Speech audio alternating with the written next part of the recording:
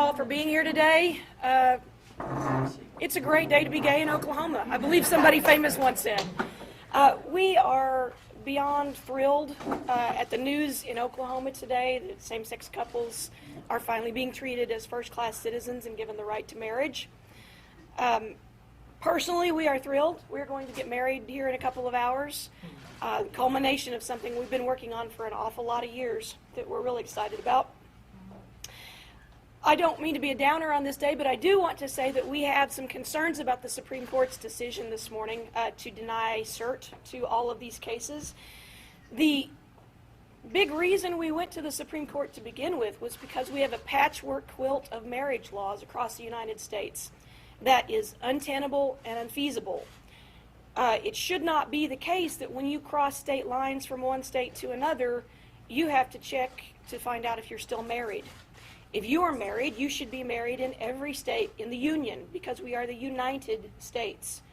So essentially what the Supreme Court did today was say that this patchwork quilt of marriage laws is good enough.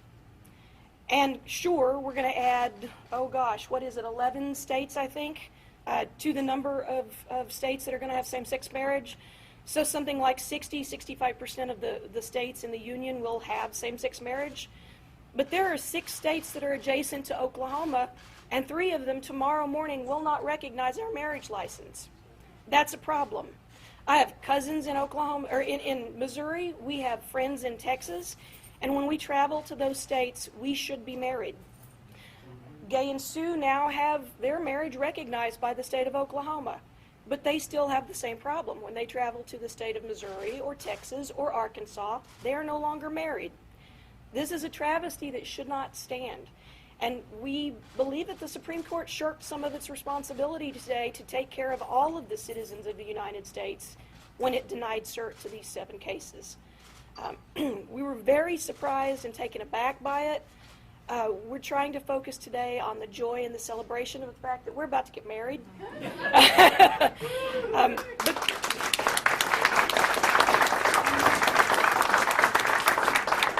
But we would be lying if we said we aren't a little bit annoyed with the Supreme Court of the United States. Thank you. Sharon said it all so eloquently. All I would add is just that today has been a whirlwind for us. We had no idea this would be happening today. We hadn't even bought anything special to wear, for our wedding because we thought we'd be June brides next summer. So we're actually thrilled that we are getting married today, and our parents are on their way here right now to join us, and we're just thrilled. Thank you.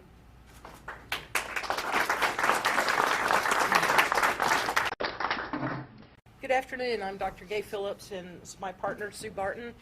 And as co-plaintiffs in this lawsuit, we are also thrilled today. It has been 9 years, 11 months, and I believe 3 days that we've been in this together, the 4 of us. And we said, I remember very specifically, I think Mary said it first, I'm not sure, that it would probably take us about 10 years. Well, we're just short of that, which is good.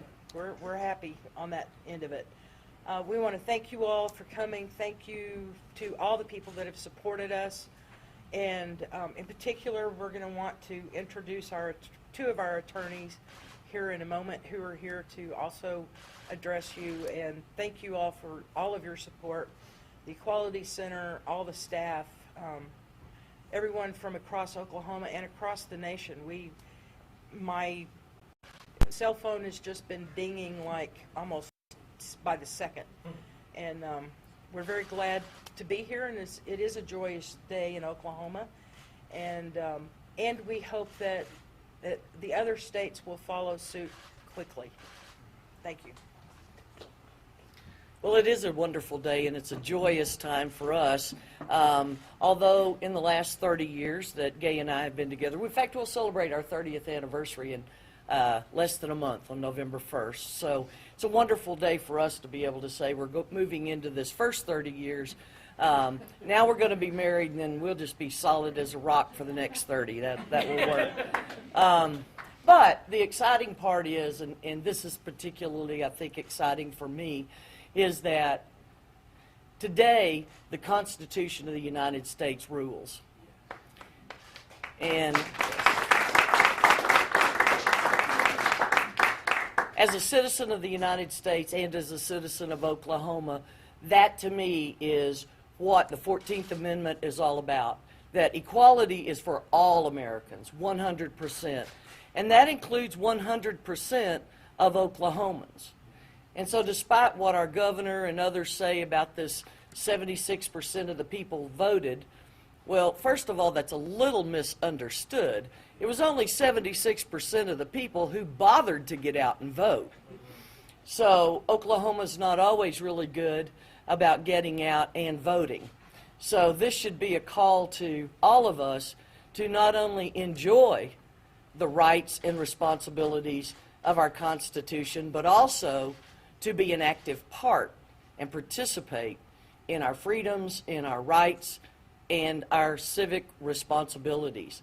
So I encourage all of you to think about that very heavily. We've got an election coming up really soon, and it will be the 10th anniversary when this election happens that we filed this lawsuit.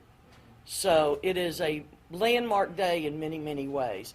But I too want to thank all of you who are here. The press has been fabulous to us.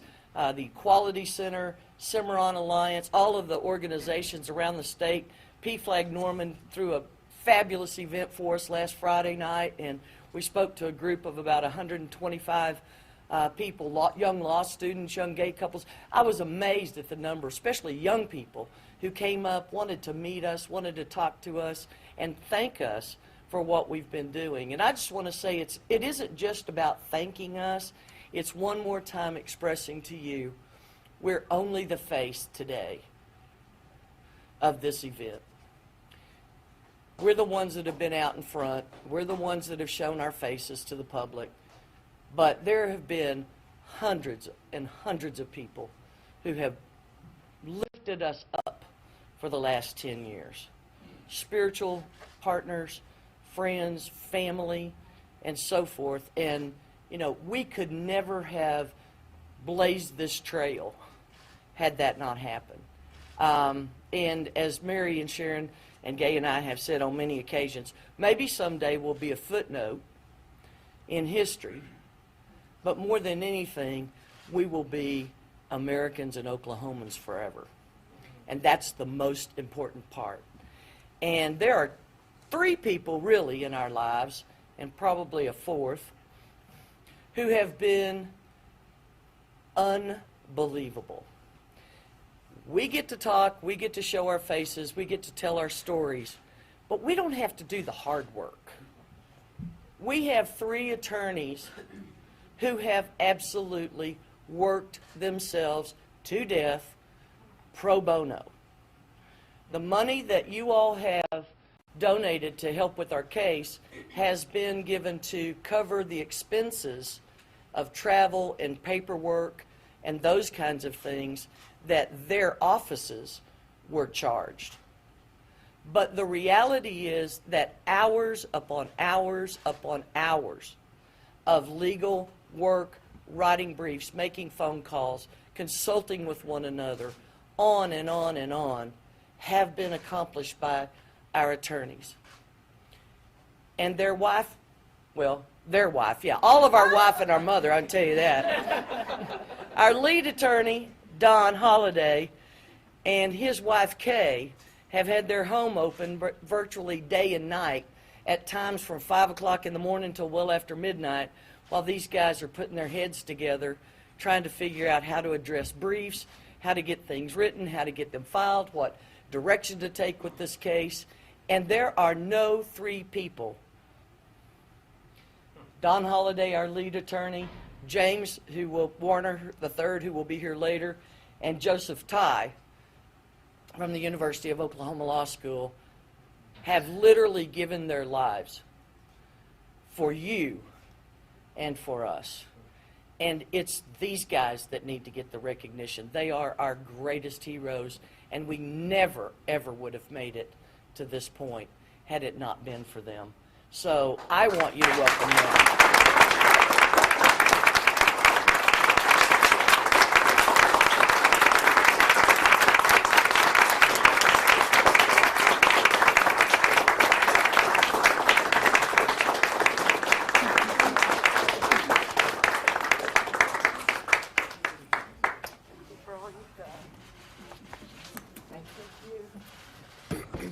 Well, I don't know if I can add anything or if I want to add anything after that. But any way you look at it, today is a great day for marriage equality in Oklahoma. And that would not have happened except for these 4 courageous women who agreed 10 years ago to be the plaintiffs in this lawsuit.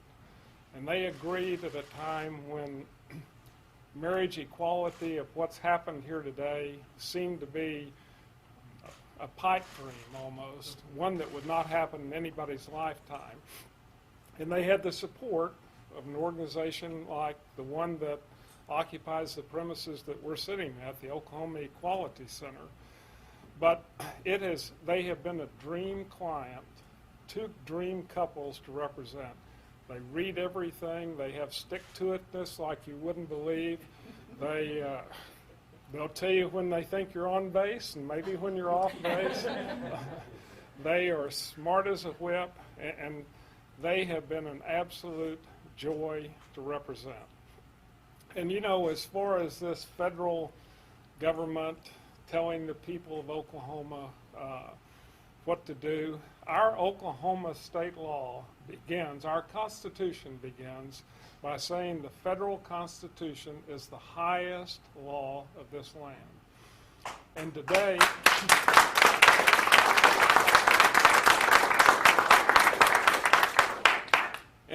because the 10th Circuit Court of Appeals decision, which essentially said the right and the freedom to marry the person of your choice is a fundamental right under the federal Constitution, because the 10th Circuit decision was upheld on that point, that means the federal Constitution works in Oklahoma. And when these 2 couples started this lawsuit, there was absolutely no state that would recognize a marriage of the type that has now become legal in Oklahoma. And with these, I think it's 11 states, isn't it, Joe, that have now been included along with the other 19, we have over half of these United States recognizing same-sex marriage, which in anybody's book is a huge, huge step forward. Yes.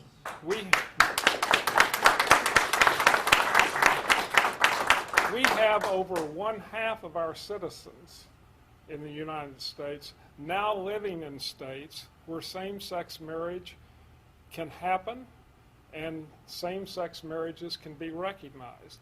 None of that was the case back on November the 4th, November the 3rd, 2004. And there's just no 2 ways about it. Except for these 2 couples, this would not have happened in Oklahoma.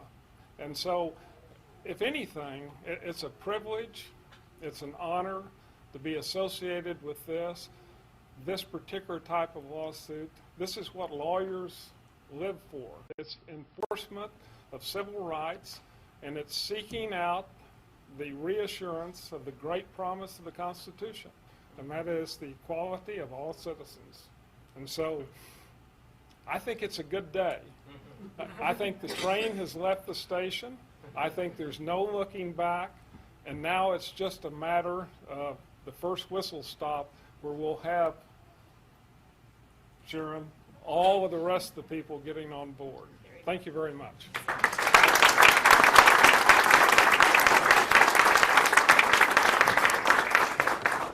I just want to reaffirm and repeat that today is a day of celebration.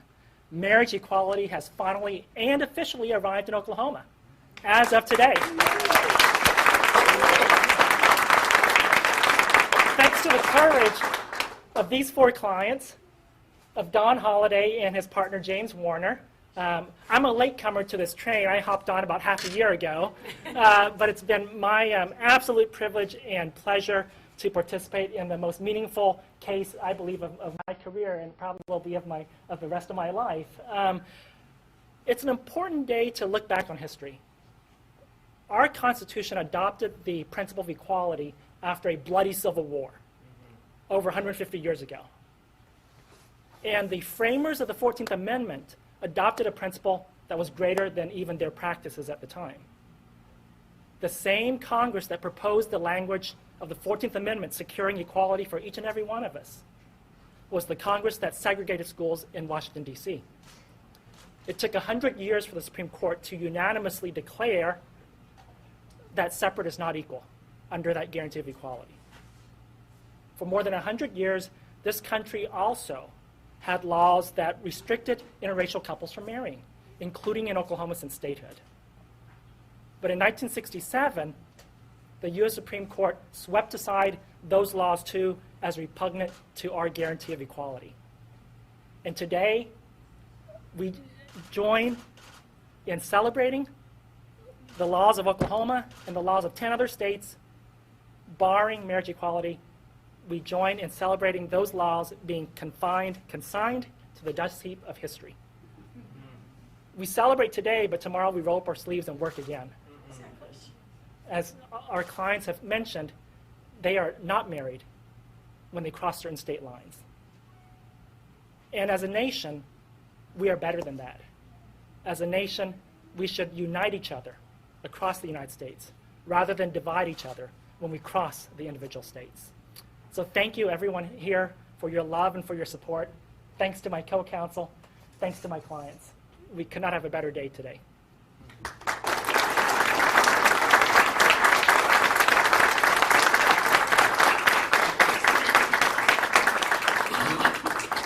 We'll be happy to take questions from you. If there are any. Where are we registered? Well, No gifts. we went to Target this morning. But they bought everything they needed. I would like for Kay Holliday, as the representative of PFLAG Regional, speaking on behalf of parents of Oklahoma children, if she would say a few words for us. This is Mama Kay to us, guys.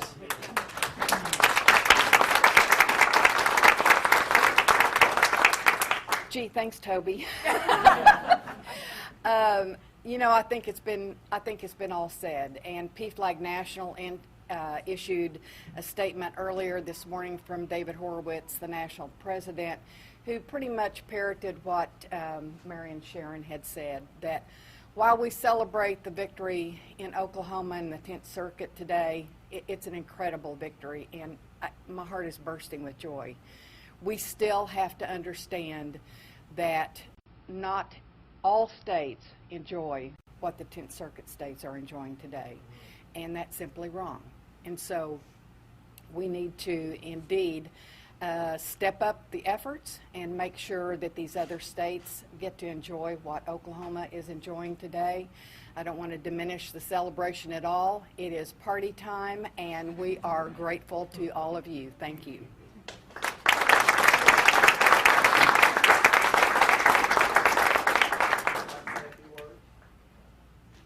And I just want to say one more thing about the states that did not achieve marriage equality today. And I feel particularly bad for the people in Louisiana, because out of all the states that have where plaintiffs have brought lawsuits over this issue, the judges were just falling in line, you know, month after month with rulings pro-equality.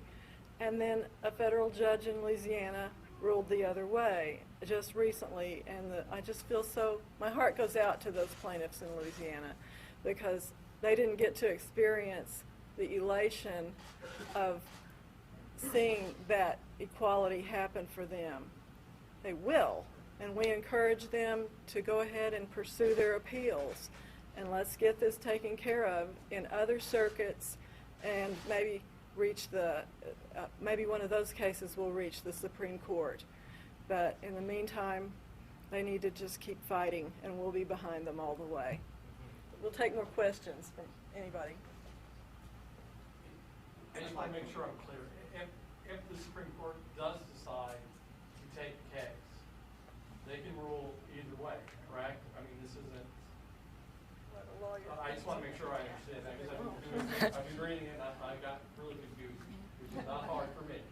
So, The 10th Circuit decision is final in our case, and so game, set, match, marriage in Oklahoma. Whatever the Supreme Court may or may not decide in the future with respect to other states. So we're done. If there was maybe a response to what Governor Mary Fallon said about how this decision came out of the hands of people who are not elected, and that this really should have been a decision for the people of Oklahoma, what would you have to say about that? The civil rights of a group of people should never be left up to a public vote.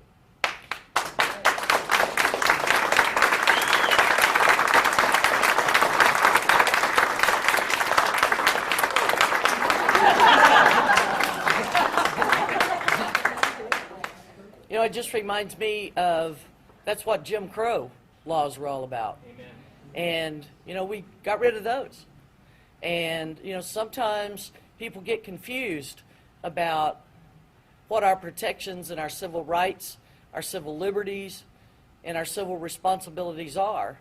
And when our framers wrote the Federalist 10 paper, one of the things that they were trying to express to those that they wanted to pull this union together and make it a country of United States, they said very clearly that the purpose of pulling together a United States Constitution was to prevent factions and majorities from oppressing and taking over the minorities. And so today, no matter where you fit in the big scheme of things, the fact is that the intent, the rule, and all throughout history, the changes that have been made have been based on that promise and those rights and those protections.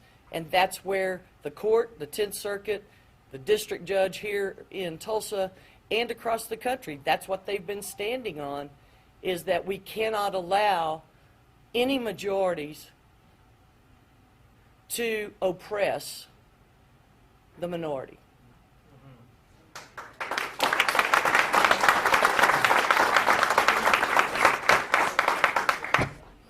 You probably can't improve that much on both of what people have said. But the fact of the matter is, the Bill of Rights is there to protect, not rubber stamp the laws of the majority, but protect the rights of the minority. We would have a much different country to look at if we got into this, can we go against the will of the people? We would have separate classrooms based upon your color of skin. We would have separate drinking fountains. We would have separate swimming pools.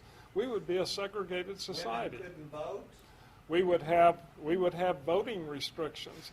If in 1967 I entered law school, and it was a crime for a black person to marry a white person when I was a freshman in law school. Today that seems absolutely absurd, but Oklahoma was one of the 16 states that made that a crime, and it took the Supreme Court in the Loving decision, Loving versus Virginia in 1967, to reiterate the same fundamental right that's at stake here today.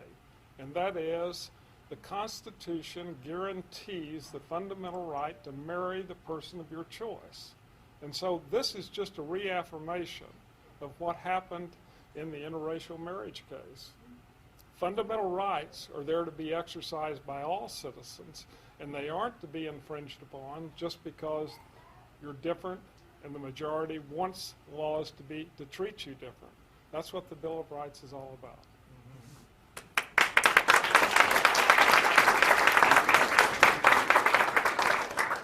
And just for the historical record, the Bill of Rights and the 14th Amendment were adopted by we the people.